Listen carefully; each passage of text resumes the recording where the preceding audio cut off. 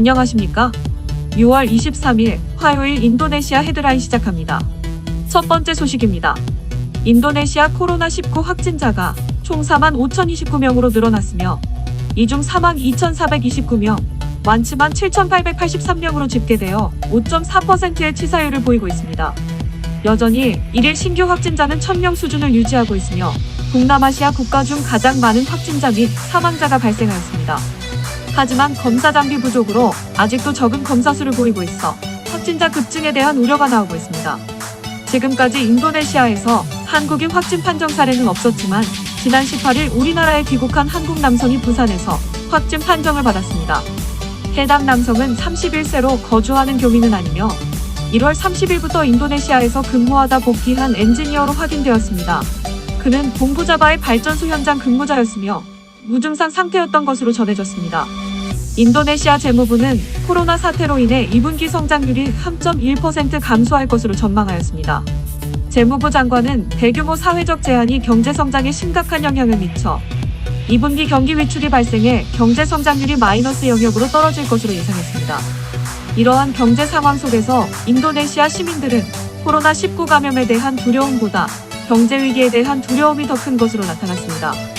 인도네시아 설문조사기관의 조사 결과에 따르면 코로나 사태 초기에는 감염에 대한 두려움이 더욱 컸으나 최근 조사 결과에서는 67.4%의 응답자가 경제 위기에 대한 두려움이 더 크다고 응답하였습니다.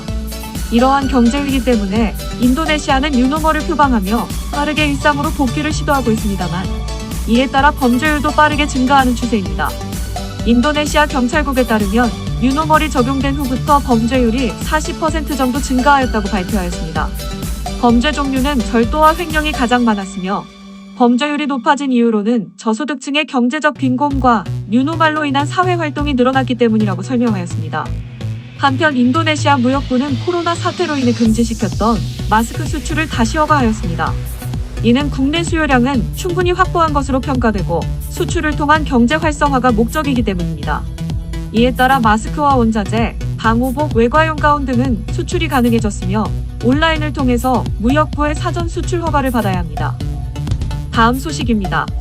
인도네시아 정부는 코로나19 대응을 위한 국가 예산을 재배정하였음에도 불구하고 우선순위로 선정된 인프라 프로젝트는 지속적으로 추진할 것이라고 밝혔습니다.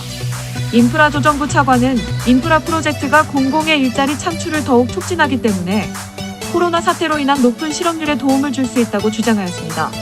또한 파푸아 공항의 개발을 예를 들며 해당 프로젝트 자체의 경제적 이익은 적지만 지역 주민들의 물류 유통과 공공 이동성 확대를 통해 더 큰 경제적 이익을 얻을 수 있기 때문에 코로나 사태 중이라도 인프라 사업은 지속되어야 한다고 전했습니다. 참고로 인도네시아 정부는 2020년까지 완료를 목표로 한 우선순위 인프라 프로젝트 144개 중 92개의 프로젝트를 완료하였습니다. 조코위 대통령도 코로나19 전염이 늘고 있음에도 불구하고 건강 규정을 준수하면서 국가 전략 프로젝트의 개발이 지속되어야 한다고 강조했습니다. 또한 토지 인증, 토지 합법화에 관한 투자 프로그램, 사회 임업 프로그램 등 국민 경제를 견인할 수 있는 프로그램을 가속화하라고 지시했습니다. 다음 소식입니다. 인도네시아 국영기업부 장관은 석유공사, 전력공사, 통신기업 등 4개의 대형 공기업의 컨소시엄으로 전기자동차 배터리 개발팀을 이미 구성했다고 밝혔습니다. 해당 컨소시엄의 목적은 전기자동차에 사용되는 리튬이온 배터리 생산이며 8년의 장기적인 계획에 따라 진행될 것이라고 전했습니다. 인도네시아 정부는 향후 국가 전략 프로젝트 중 하나를 전기자동차로 정해 미래동력 산업으로 삼고자 하고 있습니다. 이는 전기자동차가 원유와 석유 제품 수입 증가에 대한 해결책이며 대도시의 대기오염을 줄일 수 있는 수단으로 주목받고 있기 때문입니다. 또한 무엇보다 전기자동차에 들어가는 리튬 배터리 생산에 주력을 하고 있는데 이는 배터리 생산에 필요한 니켈, 코발트, 리튬 등의 자원들이 풍부하기 때문입니다. 특히 니켈은 세계 최대 생산국이며 전체 시장의 24%를 생산하고 있습니다. 인도네시아 정부는 니켈 등 자원을 수출하는 것보다 배터리를 만들어 수출하는 것이 부가가치가 훨씬 더 높기 때문에 배터리 생산이 인도네시아의 미래동력 산업이 될 것으로 기대하고 있습니다. 다음 소식입니다. 국영기업부 장관은 석유공사에게 현재 판매 중인 8개의 연료 상품을 최대 4개까지 줄이도록 요청하였습니다. 연료 상품을 줄이는 이유는 적금 연료가 환경오염을 악화시킨다는 환경부의 권고가 있었고 또한 다양한 상품으로 인한 높은 운송 비용과 유지 비용 때문입니다. 연료 상품은 특성상 각각 따로 보관하고 운송을 해야 하기 때문에 8개의 상품은 8배의 많은 비용이 지출됩니다. 이에 석유공사는 옥탄가 91 이하의 적급 연료를 점차적으로 판매 중단할 것으로 예상되어지며 등급 기준에 미치지 못하는 적급 휘발유와 경유 4개 상품이 퇴출될 것으로 보여집니다. 하지만 현재 적급 연료의 사용량이 압도적으로 많고 옥탄가 91 이상의 연료가 인도네시아 수요를 채울 만큼 충분한지에 대해서 검토 중이기 때문에 정확한 시행 일자는 정해지지 않았습니다. 다음 소식입니다. 인도네시아 국영보험사 지와스라야의 지급 불능 사태로 피해를 본 교민이 청와대 국민청원을 제기하였습니다. 해당 사건은 국영보험사 지와스라야가 2013년부터 하나은행 인리법인을 통해 고이율의 저축성 보험을 판매했는데 지와스라야를 방만한 경영과 부실 투자로 유동성 위기에 빠져 원금 지급을 정지하면서 시작됐습니다. 피해자들은 하나은행이 안전한 상품이라며 권유했고 원금 손실 우려가 없는 예금 상품으로 소개했다며 문제 제기를 했고 하나은행은 일부 문제를 인정하기도 했습니다. 해당 상품으로 피해를 본 한국인은 474명으로 총 5,720억 루피아의 피해가 발생하였습니다.